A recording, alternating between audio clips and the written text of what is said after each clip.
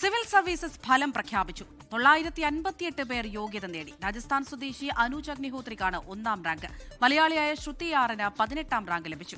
PR Aravind വിവരങ്ങൾ നൽകും ഡൽഹിയിൽ നിന്ന്. അരവിന്ദ്, കഴിഞ്ഞ തവണയൊക്കെ നമ്മൾ കണ്ടതാണ് ഒരുപാട് മലയാളികൾ ആദ്യ 10ൽ തന്നെ സ്ഥാനം പിടിക്കുന്ന ഒരു സാഹചര്യം ഉണ്ടായിരുന്നു. എന്നാൽ ഇത്തവണ അങ്ങനെ ഇല്ല അല്ലേ?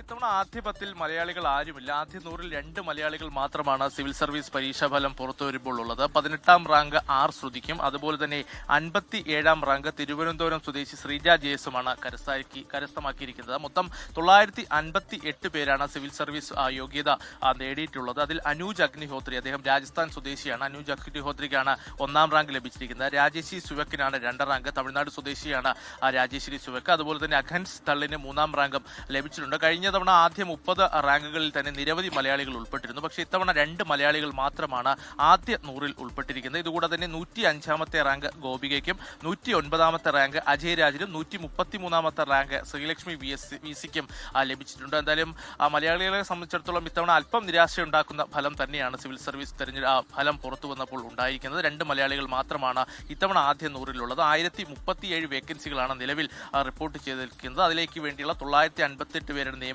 നടക്കുമെന്നും ഇപ്പോൾ കേന്ദ്ര സർക്കാർ വ്യക്തമാക്കുന്നു. കഴിഞ്ഞ വർഷം ഫെബ്രുവരി മാസത്തിലാണ് പ്രിലിമിനറി പരീക്ഷ നടക്കുന്നത്.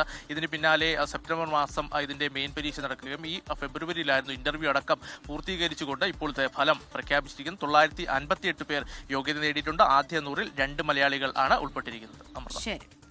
ലോകത്തെവിടെയായാലും ഏത് സമയത്തും 24 വാർത്തകളും ഓഗ്മെന്റഡ് റിയാലിറ്റി പാക്കേജുകളും എക്സ്പ്ലെയിനറുകളും വിശദമായി കാണാൻ ഞങ്ങളുടെ യൂട്യൂബ് ചാനൽ നിങ്ങൾക്ക് സബ്സ്ക്രൈബ് ചെയ്യാം.